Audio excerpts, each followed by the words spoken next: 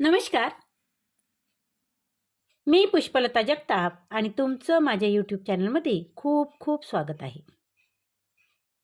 आजचा आपला व्हिडिओ आहे माझ्या त्या गोड मैत्रिणींसाठी ज्यांनी वयाची 50शी पार केलेली आहे. आजचा आपला विषय असणार आहे 50शी म्हणजे शेवट नाही. प्रत्येक स्त्रीच्या नव्या आयुष्याची ती सुरुवात आहे. 50शी नंतरचे 10 सकारात्मक बदल आजच्या या व्हिडिओमध्ये आपण जाणून घेणार आहोत. आणि त्यासाठी मैत्रिणींनो, हा व्हिडिओ तुम्ही शेवटपर्यंत नक्की बघा. चला तर मग जाणून घेऊया. मैत्रिणींनो, समाजात एक गैरसमज आहे. स्त्रीचे आयुष्य 50शीला पोहोचले की तिचं सौंदर्य कमी होतं, तिची ऊर्जा कमी होते आणि तिच्या आयुष्यात आनंद उरत नाही. हो ना? बरोबर बोलते ना मी? प्रत्येक स्त्रीच्या मनात सुद्धा हाच गैरसमज आहे. परंतु मैत्रिणींनो, खरं चित्र मात्र वेगळं आहे. आपल्याला वेगळ्या दृष्टिकोनातून पाहायला हवं. खरं चित्र यापेक्षा उलट आहे मैत्रिणींनो. वयाची 50शी म्हणजे शेवट नाही आहे, तर स्वतःला नव्याने ओळखण्याची, स्वतःसाठी जगण्याची आणि आयुष्याचा खरा अर्थ समजून घेण्याची ती एक सुरुवात आहे मैत्रिणींनो. आज आपण जाणून घेणार आहोत असे 10 सुंदर बदल जे अनेक स्त्रीच्या आयुष्यात 50शी नंतर दिसू लागतात. आणि जर जर हा व्हिडिओ बघणारे त्यांच्या घरात आई असेल, पत्नी असेल, बहीण असेल किंवा मैत्रीण असेल, जिने 50शीच्या आसपास असेल, त्यांनी हा व्हिडिओ नक्की शेवटपर्यंत बघा किंवा त्यांना शेअर करा ज्यांना ह्याची गरज आहे. तर आता बघूया मुद्दा क्रमांक 1, बदल कोणते होतात ते.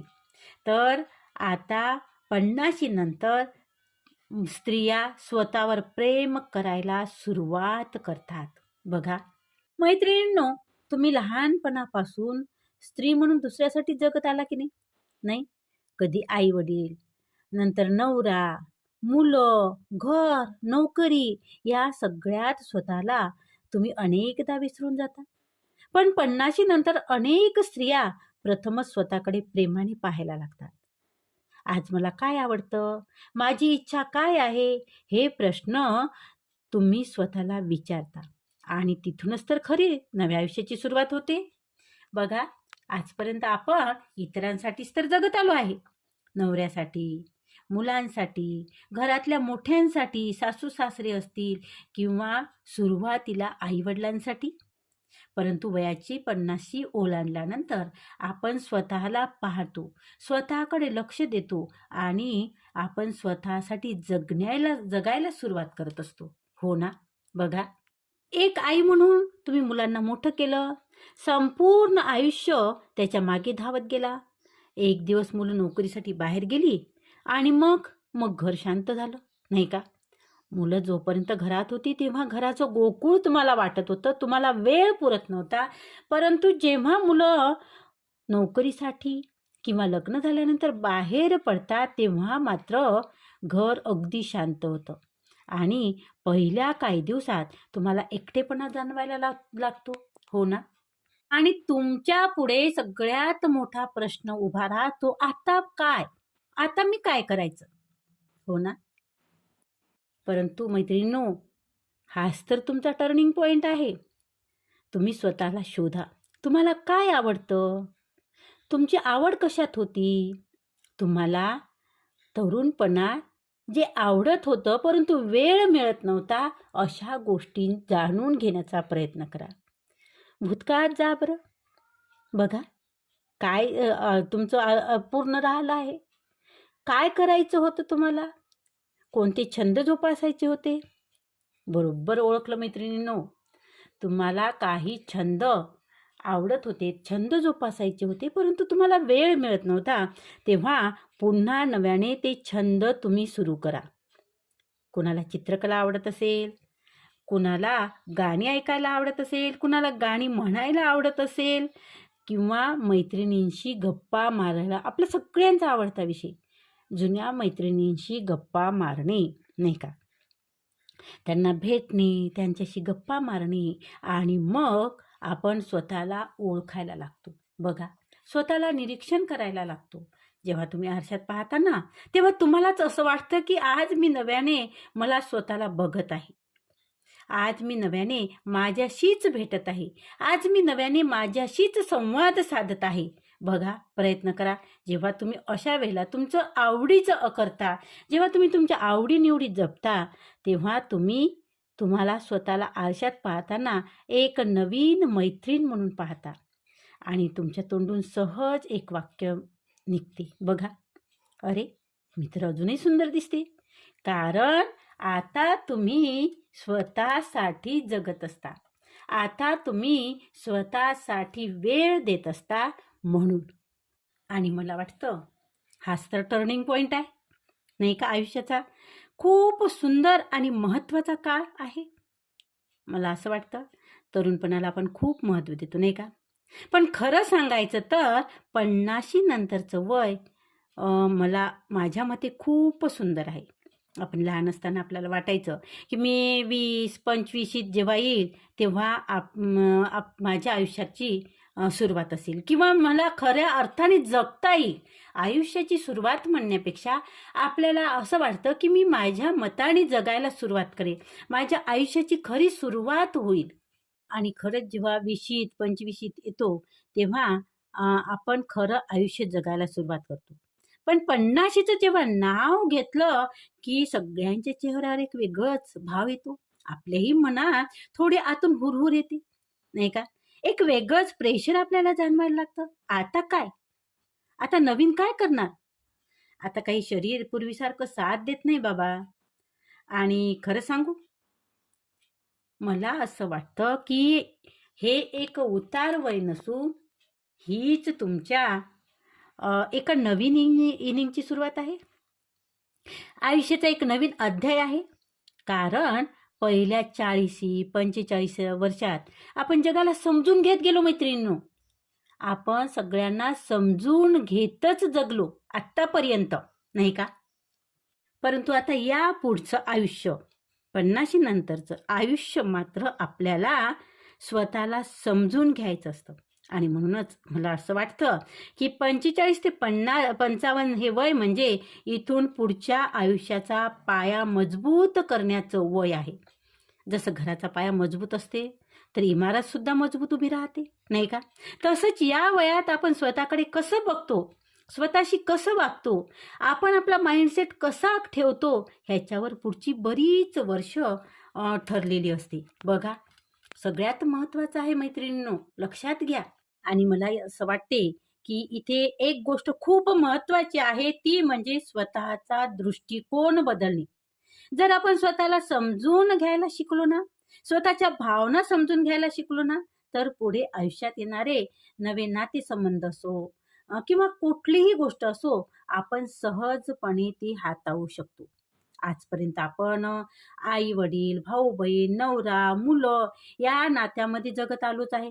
पण पुढे आपल्या मुलांच्या आयुष्यात नवीन माणसं येतील, नाही का. सून म्हणा, जावई म्हणा आणि त्यांची स्वतःचे कुटुंब असतील आपल्या मुलांचं, हो ना. त्यांचे विचार कदाचित वेगळे सुद्धा असतील. आर्थिक, सामाजिक बॅकग्राऊंड आणि लाईफस्टाईल ही सुद्धा वेगळी असेल. आणि त्या सगळ्यांशी जुळवून घ्यायचं असेल तर आधी आपलं मन शांत आणि मजबूत असणं खूप गरजेचं आहे मैत्रिणींनो.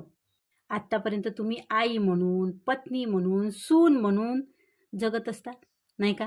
परंतु या पुढचं आयुष्य तुम्हाला सासू, आजी अशा नवीन भूमिका ना पुढे जायचं आहे किंवा नवीन भूमिका तुम्हाला स्वीकारायच्या आहेत किंवा तुम्हाला स्वीकाराव्या लागतात.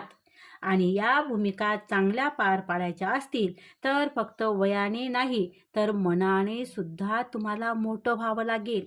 आणि त्यासाठी तयारी म्हणाल तर अशी करता येईल की मुलं आता आपली जबाबदारी नाही आहेत बाबा. मुलं मोठी झाली आहेत, त्यांचं ते पाहत आहेत, त्यांचं स्वतःचं अस्तित्व आहे आणि ते सुद्धा एक स्वतंत्र व्यक्ती आहेत, हे मनापासून तुम्ही स्वीकारा. तुम्ही त्यांना सल्ला जरूर द्या, जरूर सल्ला द्या. परंतु त्यांच्यावर नियंत्रण ठेवण्याचा प्रयत्न करू नका. नियंत्रण ठेवण्याचा प्रयत्न करणे म्हणजेच आपण आपल्या हाताने आपल्या पायावर धोंडा पाडून घेतल्यासारखं आहे. कारण काय की आजच्या पिढीला नियंत्रणात ठेवणं सोपं नाही आहे किंवा नियंत्रणात ठेवणं म्हणजे कारण आता तुमच्या मुलांसोबत सून आहे आणि तिचं वेगळ्या कुटुंबातून ती आलेली आहे आणि तिला काय आवडतं काय आवडत नाही ह्या गोष्टी सुद्धा वेगळ्या आहेत मैत्रिणींनो. म्हणून नियंत्रण नको, सल्ला जरूर द्या, परंतु त्यांच्यावर नियंत्रण ठेवण्याच्या भानगडीत तुम्ही पडू नका. सून झालं जावई झालं हे आपल्या मुलांची जागा कधीच घेत नसतात आणि ती जागा घेण्यासाठी येत सुद्धा नाहीत. तुम्ही जावयाला मुलगा म्हटलं तर तो मुलाची जागा घेणार नाही आणि सुनेला जर मुलगी म्हटलं तर ती सुद्धा मुलीची जागा घेणार नाही. ती दोन्ही व्यक्ती वेगळ्या संस्कारातून आलेली आहे, वेगळ्या स्वभावाची माणसं आहेत आणि हे स्वीकारणं फार महत्वाचं आहे. आणि एक सांगू, मनापासून सांगते बघा, तुम्ही कधीही उघड किंवा मनात सुद्धा तुलना न करता आधी त्यांना ओळखण्याची तयारी ठेवा. त्यांना ओळखायला शिका. ते कसे आहेत, ते स्वतंत्र व्यक्ती आहे, वेगळ्या कुटुंबातून आलेले आहेत आणि त्यामुळे त्यांना ओळखण्याची जबाबदारी तुमची आहे. तुम्ही ओळखा, परंतु तुलना मात्र अजिबात करू नका. आणि आपलं असतं ना की प्रत्येक गोष्टीत माझंच बरोबर, मी म्हणेन ते किंवा माझंच खरं आहे, ह्या गोष्टी आता बाजूला ठेवा. हा आग्रह आता कमी करा. कधी कधी शांतता ठेवणं हे वाद जिंकण्यापेक्षा सुद्धा फार महत्वाचं असते मैत्रिणींनो. स्वतःचं आयुष्य फक्त मुलांभोवती न ठेवता स्वतःची छंद, मित्रमैत्रिणी, आरोग्य, आर्थिक स्वावलंबन आणि आवडी सांभाळणं ह्याच्यामुळे मुलांवर आर्थिक भावनिक अवलंबून राहणं कमी होत जातं. त्यामुळे तुम्ही तुमचं एक सर्कल बनवा. तुमची स्वतःची छंद जोपासा, तुमच्या मित्रमैत्रिणींना भेटा आणि सगळ्यात महत्त्वाचं सांगू का, तुमच्या आरोग्याला प्राधान्य द्या. तुमचं आरोग्य जपा आणि आर्थिक स्वावलंबन ठेवा. आर्थिक बाबतीत तुम्ही इतरांवर अवलंबून न राहता स्वतःचे आर्थिक निर्णय स्वतः घेण्याचा प्रयत्न करा किंवा स्वतः घ्या. जिथे लागेल तिथे सल्ला मात्र जरूर घ्या. मुलांचा असो, मुलीचा असो किंवा पतीचा असो, तुम्ही सल्ला जरूर घ्या, परंतु आर्थिक स्वावलंबन मात्र तुम्ही ठेवा. त्याचबरोबर तुमच्या आवडी निवडी सुद्धा लक्षात घ्या. आणि ह्यामुळे होतं काय की मुलांवर आर्थिक भावनिक अवलंबून न राहिल्यामुळे त्यांनाही एक मोकळीक वाटायला लागते. तेही मोकळे राहतात आणि आपणही मोकळं जगायला शिकतो. सतत काय बांधून ठेवायचं इतरांमध्ये, नाही का? बांधून ठेवणं म्हणजे फक्त आर्थिक बाबतीत किंवा घरात असं नसते, तर भावनिक बंध हे फार महत्त्वाचे असतात. भावनिक दृष्ट्या इतरांवर अवलंबून न राहता स्वतःच्या भावना कंट्रोल करायला शिका. आता बघूया मुद्दा क्रमांक 2. या वयाची 50 ओलांडल्यानंतर तुमच्यात आत्मविश्वास हा पूर्वीपेक्षा जास्त वाढतो. कारण काय? कारण तरुणपणी प्रत्येक गोष्टीची चिंता असते. लोक काय म्हणतील, मी बरोबर आहे का, मी सुंदर दिसते का?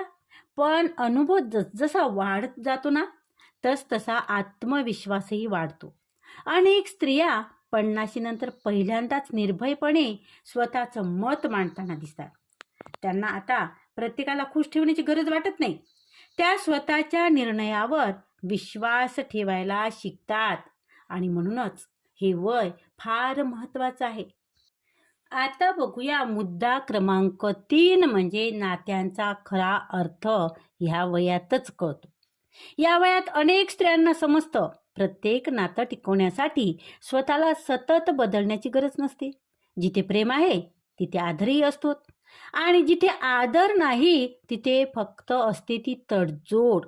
आणि म्हणून त्या नात्यांमध्ये शांतता, मोकळेपणा आणि प्रामाणिकपणा शोधायला हवा किंवा शोधावा. आणि एक सांगू का, प्रेम आणि हस्तक्षेप यातली सीमा तुम्हाला ओळखता आली पाहिजे. आमच्या काळात असं नव्हतं बाबा. हे वाक्य आता कमी करा. बऱ्याच स्त्रियांना असं ही वाक्य अगदी तोंडपाठ झाल्यासारखी आहे की आम्ही नाही बघितलं असं, आमच्या काळात नव्हतं असं. परंतु ही वाक्य आता कमी करा. तर त्याऐवजी आजच्या काळात काय आहे हे विचारा आणि नवीन गोष्टी शिकण्याचा प्रयत्न करा. त्याचबरोबर स्वतःच्या भावनांची जबाबदारी स्वतः घ्यायची.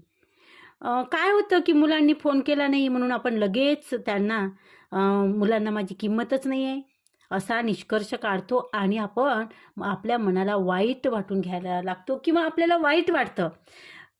तर ह्या गोष्टी आता कुठेतरी बाजूला ठेवा.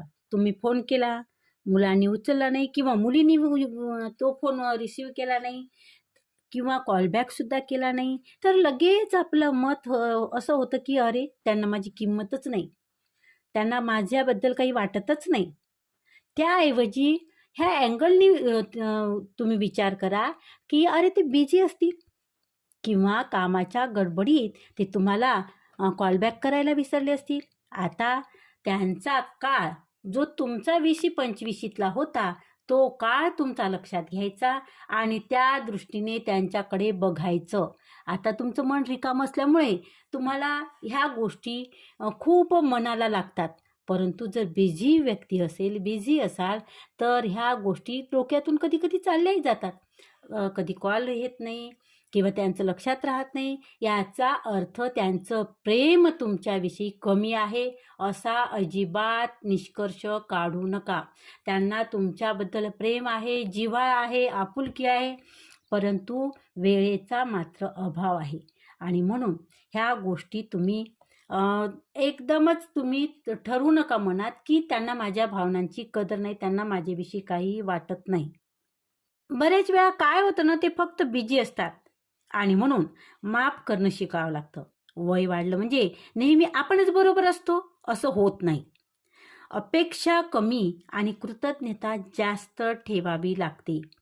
कोणत्याही नातेसंबंधात अपेक्षाचं ओझं असेल ना तर त्यात तणाव पटकन वाढतो. तुम्ही जर अपेक्षा जेवढे जास्त ठेवाल ना तेवढा तणाव वाढत जातो आणि मग ती नाती पटकन तुटण्याची शक्यता राहते.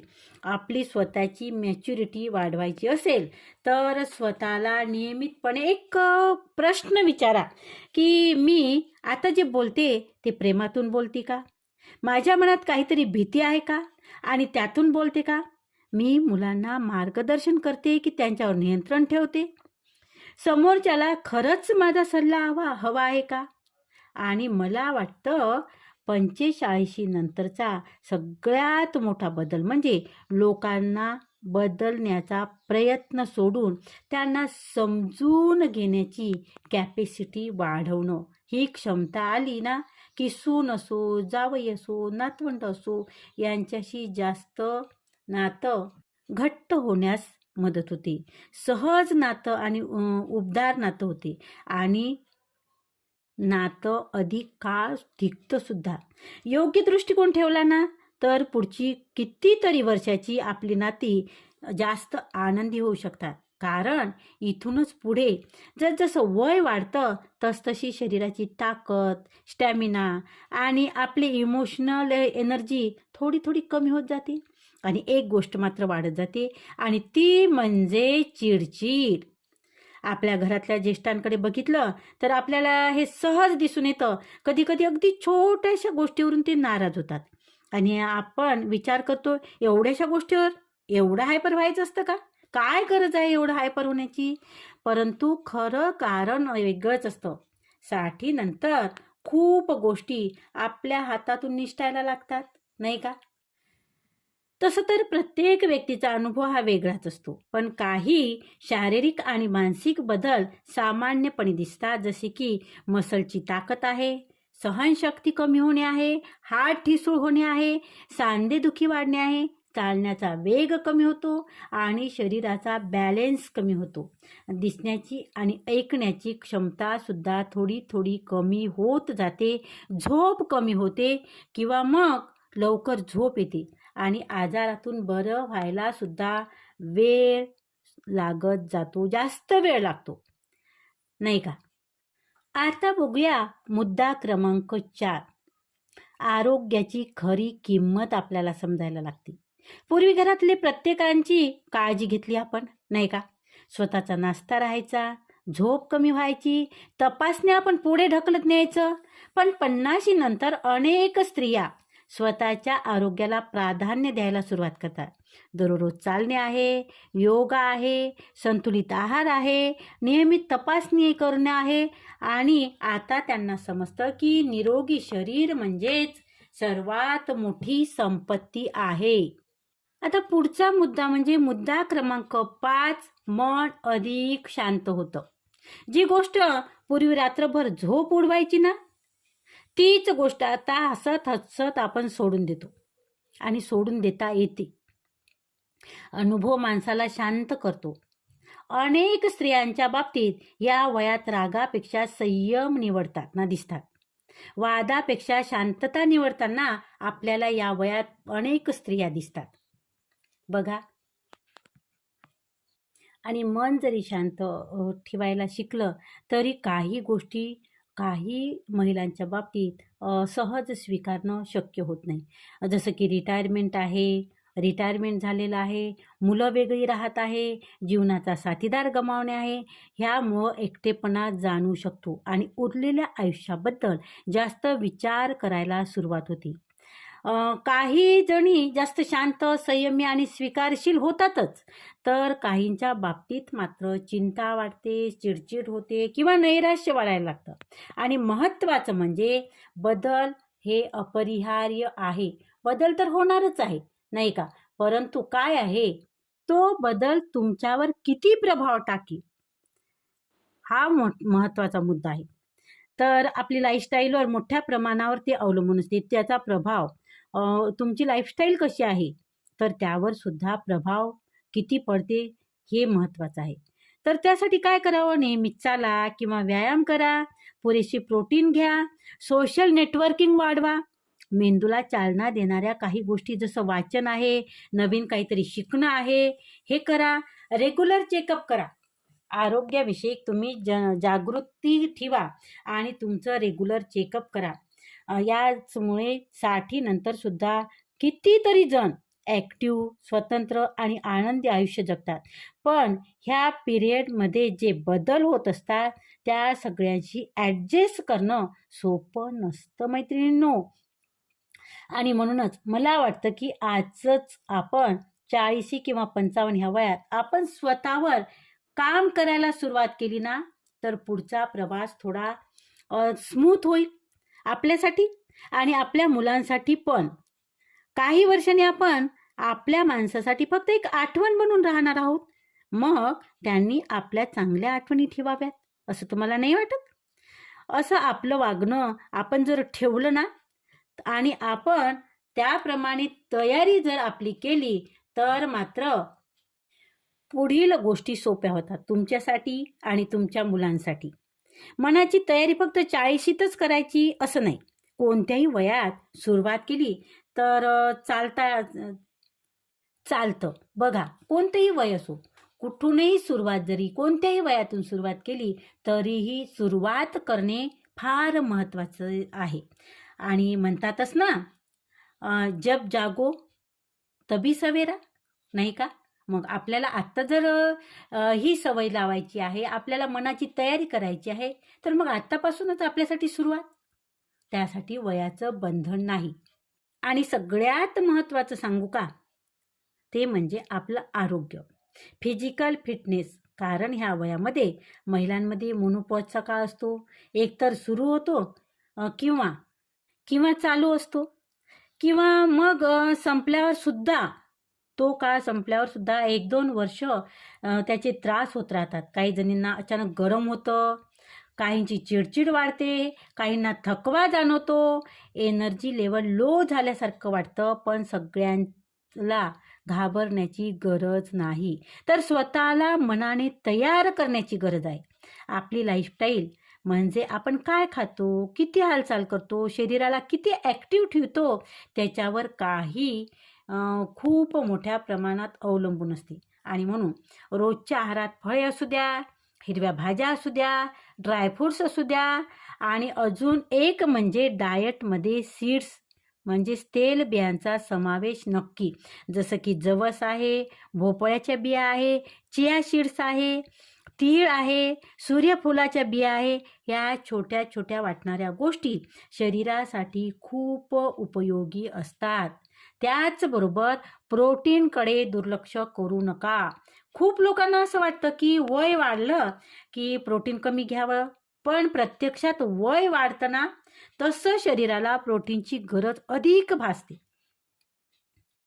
इथे मला एक आवर्जून नमूद करावंसं असं वाटेल की तुमची जी काही मेडिकल कंडिशन असेल त्यानुसार आपले स्नायू टिकवण्यासाठी, ताकद टिकवण्यासाठी आणि शरीर सक्षम ठेवण्यासाठी प्रोटीन आवश्यक आहे. आणि फक्त खाण्यापुरेसे नाही आहे मित्रांनो. फिजिकल ॲक्टिव्हिटी, शारीरिक हालचाल ही सुद्धा तितकीच महत्त्वाची आहे. चालणं असो, योगा असो, स्ट्रेचिंग आवडेल, जो जमेल तो व्यायाम, जे शक्य असेल ते फक्त नियमित करा, फक्त नियमित. आणि स्वतःला रोज थोडा वेळ नक्की द्या. आपण वय वाढणं थांबू शकतच नाही, नाही का? परंतु मला वेळ नाही ही सबबही आपण सांगू शकत नाही आपल्या शरीरासाठी, नाही का? परंतु आपण आपल्या आयुष्याची क्वालिटी मात्र नक्कीच सुधारू शकतो. आता फिजिकल फिटनेस बरोबरच मेंटल हेल्थ सुद्धा फार महत्त्वाची आहे. भावनिक आरोग्याबद्दल सुद्धा बोलायलाच पाहिजे, कारण वयानुसार फक्त शरीर बदलत नाही, मन सुद्धा बदलत असतं. आणि या वयात आपली मुलं मोठी होत असतात, काहींची टीनेजर्स आहेत, काहींची प्रौढ होत असतात, त्यांचे विचार बदलत असतात. त्याचबरोबर बाहेरच्या जगाचा प्रभाव वाढत असतो आणि घरात सुद्धा कधी कधी खूप नवीन आव्हानं निर्माण होत असतात. काही वाद म्हणा, काही मतभेद म्हणा. कधी कधी या सगळ्यामुळे आपलं मन खूप थकून जातं, खूप स्ट्रेस येतो, खूप तणाव वाटायला लागतो. आणि मग असं वाटतं की आता ब्रेक मिळाला पाहिजे, थोडं शांत बसता यावं. पण खरं सांगायचं म्हटलं तर जबाबदाऱ्या मात्र कधीही संपत नाहीत. आज तुमच्याकडे वेगळ्या जबाबदाऱ्या आहेत, तर उद्या वेगळ्या असतील मैत्रिणींनो. आणि त्याही नंतर 10 वर्षांनी जर तुम्ही बघाल ना, तेव्हा अजून वेगळ्या राहतील. आणि म्हणूनच शांतता किंवा आनंद हे जबाबदाऱ्याच्या संपल्याची वाट बघत बसू नका. त्याच्यात काही अर्थच नाही. आपल्याला आजच शोधावे लागतील, ते म्हणजे आपलं डेली रुटीन. आपल्याला वाट पाहत बसायची नाही. आपल्याला आपला आनंद, आपली शांतता आपल्यालाच शोधायची आहे. ती आपली जबाबदारी आहे. आणि म्हणून आपलं डेली रुटीनमध्ये एखादं पुस्तक, आवडतं म्युझिक ऐका, आवडतं पुस्तक वाचा, काहीतरी शोधा जे तुम्हाला आतून रिलॅक्स करेल. बघा करता येतं का? आणि मग तुम्हाला जाणवेल की शांतता बाहेरच्या जगात नाही, बाहेर कुठेही शांतता नाही, तर ती आत तयार करावी लागते. आणखी एक गोष्ट मला खूप महत्त्वाची वाटते, आणि ते म्हणजे छोट्या छोट्या गोष्टीवरून निदान कुटुंबातले नातेसंबंध खराब करू नका. असं होतं की मोठी मुलं झाली की पसारा करतात, घर त्यांची खोली अस्ताव्यस्त ठेवतात. आपल्याला मग राग येतो अशा वेळेला, कारण आपण आपला संसार नीटनेटका सांभाळलेला असतो.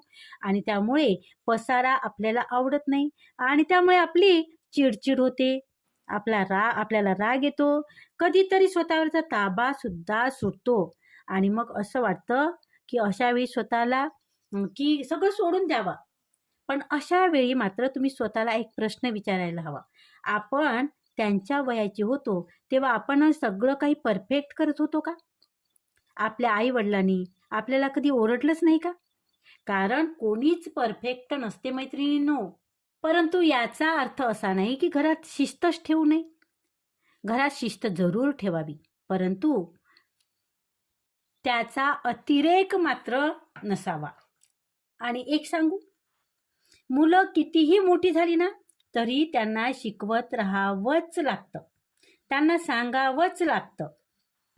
आणि म्हणून प्रत्येक गोष्ट आपण मनाला लावून घेणं सुद्धा चुकीचं आहे. कारण विस्कटलेली खोली नंतर व्यवस्थित होते मैत्रिणींनो. कपाटही नीट लागतं, परंतु वाईट बोलण्याने नातं बिघडतं आणि ते कुणालाच परवडत नाही, नाही का? त्याची किंमत खूप मोठी आपल्याला त्या चुकवावी लागते. आणि कधी कधी जिंकण्यापेक्षा काही वेळा काही गोष्टी सोडून देण्यात जास्त शहाणपणा नाही का? आज घरात मुलांचा पसारा आहे, आपल्याला त्रास वाटतो, त्यांच्या मागे आपल्याला काम करावं लागतं. पण 10 वर्षांनी कदाचित घर खूप नीटनेटकं असेल, जागच्या जागी सगळं व्यवस्थित असेल आणि त्यावेळी आपण म्हणू की जे गेले ते दिवस किती छान होते, तेव्हा माझी मुलं माझ्यासोबत राहत होती. आणि म्हणूनच भूतकाळात किंवा भविष्यात न रमता आजचा दिवस जगायला शिका. आजचा दिवस जगायला शिकायलाच पाहिजे. आणि एक गोष्ट मला इथे नमूद करावीशी वाटते, वयाची 40शी पार केल्यानंतर मुलांसोबतचं नातं कंट्रोलपासून कनेक्शनकडे नेण्याची वेळ येते. लहानपणी आपण त्यांना वाढवतो, घडवतो, पण मोठी झाल्यावर नातं जपायला जास्त महत्त्व द्यावं लागतं. त्यांच्या जोडीदाराचा आदर करा. मुलांच्या किंवा मुलींच्या जोडीदाराबद्दल आदर दाखवला तर नातं मात्र जास्त मजबूत होतं. त्याचबरोबर भावनिक ब्लॅकमेलिंग टाळा. खूप महत्त्वाचं आहे, खूप महत्त्वाचं आहे. आमच्यासाठी इतकं सुद्धा करू शकत नाहीस का? अशा प्रकारे त्याला, मुलाला असो किंवा मुलीला असो, भावनिक ब्लॅकमेल करू नका. आम्ही तुमच्यासाठी किती केलं आणि तुम्ही आमच्यासाठी एवढंही करू शकत नाही. या अशा प्रकारची वाक्य नात्यात दुरावा आणतात. लहान लहान गोष्टीवरून नाव ठेवणं, टीका करणं कमी करा. प्रत्येक पिढीचं राहणं, विचार आणि जीवनशैली वेगळी असते. मुलं लांब राहत असतील तर नियमित संवाद ठेवा. फक्त कामासाठी फोन न करता त्यांच्या दिवसाबद्दल, आनंदाबद्दल आणि अडचणींबद्दल विचारा. आणि त्याचबरोबर फार महत्त्वाची गोष्ट म्हणजे माफ करायला शिका, विसरायला शिका. प्रत्येक मतभेद मनात साठवून ठेवला तर नातं कठीण होतं. प्रेम व्यक्त करा. आपल्या पिढीला भावना व्यक्त करण्याची सवय खूप कमी होती. पण तुझा अभिमान वाटतो, मला तुझा अभिमान वाटतो, काळजी घे, अशी साधी साधी वाक्य, ही साधी साधी वाक्यसुद्धा नात्यात आपुलकी कायम ठेवतात. आता बघूया मुद्दा क्रमांक 6. आर्थिक स्वावलंबनाचं महत्त्व कळतं. अनेक स्त्रिया या काळात स्वतःच्या बचतीकडे लक्ष देतात, गुंतवणूक शिकतात, आर्थिक निर्णयामध्ये सहभागी होतात. कारण आत्मविश्वासाला आर्थिक स्वातंत्र्याची जोड मिळाली की आयुष्य अधिक सुरक्षित वाटू शकतं, नाही का? वाटायला लागतं. आणि आता बघूया मुद्दा क्रमांक 7 म्हणजे छंद पुन्हा जिवंत होतात. गाणं, वाचन, शिवणकाम, प्रवास, भजन, बागकाम, अनेक वर्षापूर्वी बाजूला ठेवलेली छंद पुन्हा आयुष्यात परत येतात आणि जीवनात नवा उत्साह सुद्धा निर्माण होतो. आता बघूया मुद्दा क्रमांक 8. बाह्य सौंदर्यापेक्षा आंतरिक सौंदर्याला महत्त्व वाटतं. सुरकुत्या येतात, केस पांढरे होतात, पण चेहऱ्यावर अनुभवाचं तेज येते मैत्रिणींनो. एक शांत हास्य, डोळ्यातील आत्मविश्वास आणि मनातील समाधान हे कोणत्याही मेकअपने मिळू शकत नाही. आणि म्हणून आतमधील सौंदर्याला फार महत्त्व असतं. आणि त्याचबरोबर सगळ्यात महत्त्वाची गोष्ट म्हणजे नाही म्हणण्याची ताकद. मुद्दा क्रमांक 9. नाही म्हणण्याची ताकद येते तुमच्यात. पूर्वी प्रत्येकाला आपण हो म्हणणारी स्त्री, आपण हो म्हणतो प्रत्येक गोष्टीला. हो मी करेल, मला जमेल, मी करते, तुम्ही राहू द्या. पण आता मात्र याची गरज असते स्पष्टपणे नाही म्हणण्याची. आणि आपण ते करतो सुद्धा. बऱ्याच जणींना आताही या वयात 50शी ओलांडल्यानंतर सुद्धा नाही म्हणता येत नाही.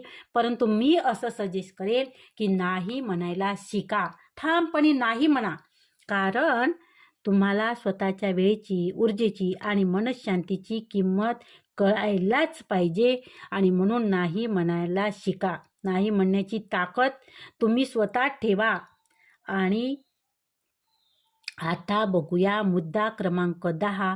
आयुष्य पुन्हा नव्याने सुरू करा. 50शी म्हणजे शेवट नाही मैत्रिणींनो, तर ती दुसरी इनिंग आहे. मुलं मोठी झालेली असतात, जबाबदाऱ्या कमी झालेल्या असतात आणि अनेक स्त्रिया पहिल्यांदा स्वतःची स्वप्न पूर्ण करायला सुरुवात करतात.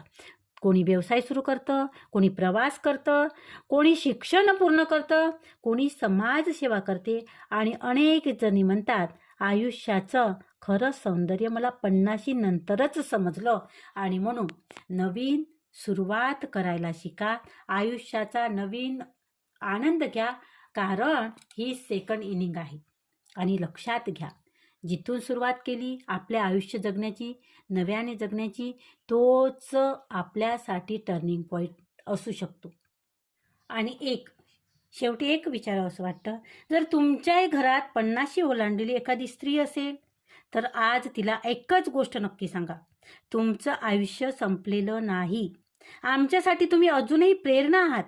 आणि जर हा व्हिडिओ पाहणाऱ्या प्रत्येक स्त्री स्वतःला आज एक वचन देईल की मी आता स्वतःसाठीच जगणार, तर हा व्हिडिओ बनवण्याचं मला असं वाटतं की सार्थक होईल. व्हिडिओ जर आवडला असेल तर लाईक करा, आपली आई, पत्नी, बहीण आणि मैत्रिणींना नक्की शेअर करा.